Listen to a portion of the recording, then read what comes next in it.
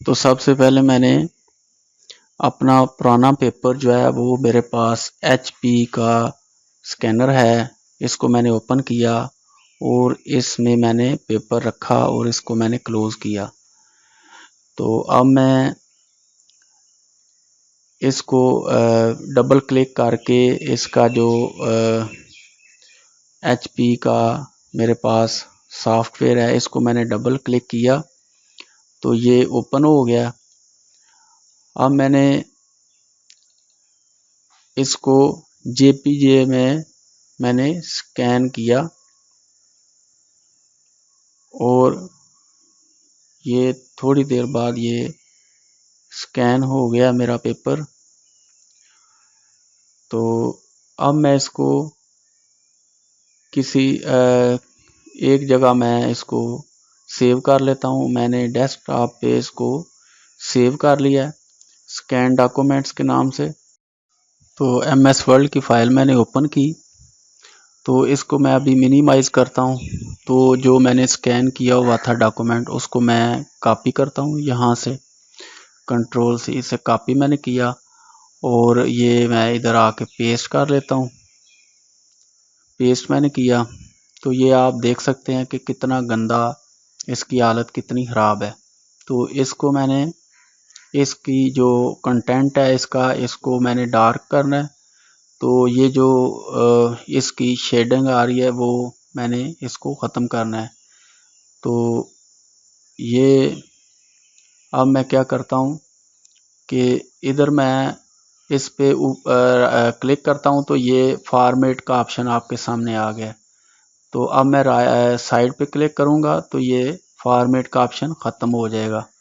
Format पे मैंने click किया तो आपके सामने ये राइट साइड पे ये रैप टेक्स्ट वाला ऑप्शन आ रहा है, इस पे मैंने क्लिक किया तो इन फ्रंट ऑफ टेक्स्ट पे मैंने क्लिक किया।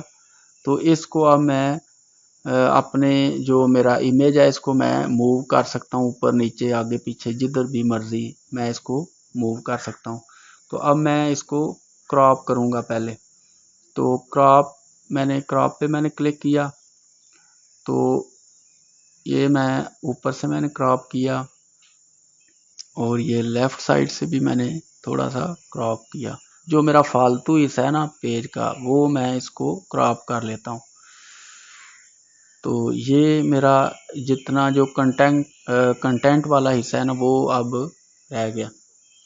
तो इधर मैंने राइट साइड पे क्लिक किया, फिर मैंने ऊपर किया तो आप देख सकते हैं फॉर्मेट वाला ऑप्शन जो है वो सामने आ गया। अब मैं फॉर्मेट पे जाके दोबारा ये करेक्शन वाला सामने आ रहा है। तो ये आपके सामने मुख्तलिफ ये इसके जो प्रीव्यू आ रहे हैं उस उधर से भी जाके आप इसको सेट कर सकते हैं, लेकिन मैं इधर जाऊंगा इसका पिक्चर करेक्शन ऑप्शन वाले पे जाके मैंने क्लिक किया।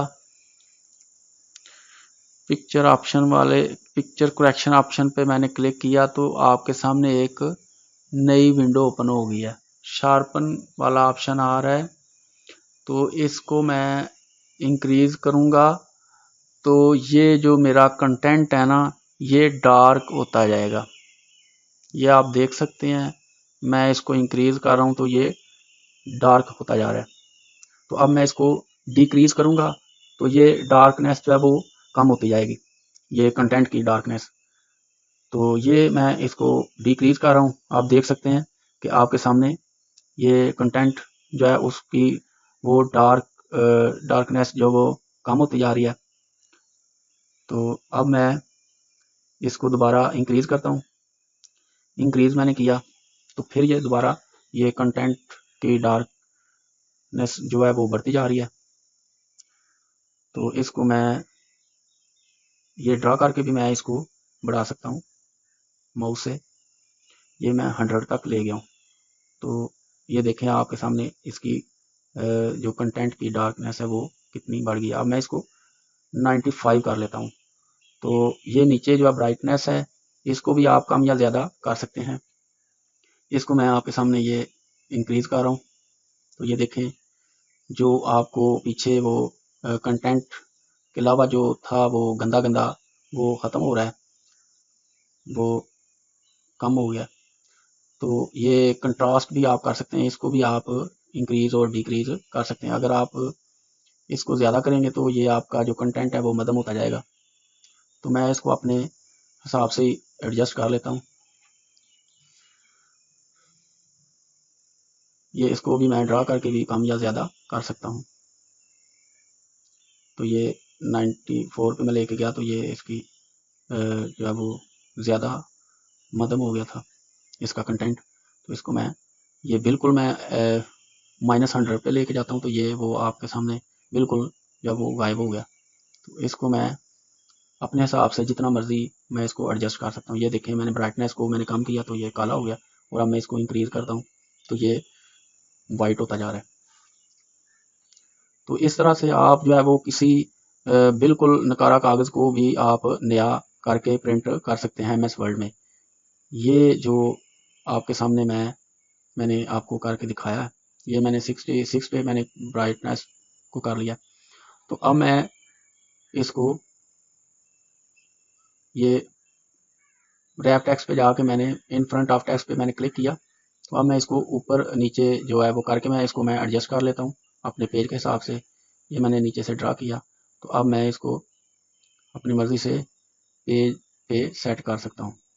तो एरो की से भी मैं आगे पीछे कर सकता हूँ। तो ये मैंने पेज को सेट कर लिया। तो अब मैंने इसका प्रिंट निकालना है। तो मैंने पहले इसको फाइल मेन्यू में जाके इसको मैंने सेव किया। सेव मैंने करना है स्कैन डॉक्यूमेंट 1 के नाम से मैंने डेस्कटॉप पे मैंने इसको सेव कर लेना है। अब मैं इसका आपको प्रिंट निकाल के दिखाता हूँ। मैंने Ctrl+P किया और प्रिंट की कमांड मैंने दी, तो ये आपको मैं दिखाता हूँ जो मैंने प्रिंट किया है। ये मेरे सामने जब वो नया कागज़ प्रिंट होके आ गया है।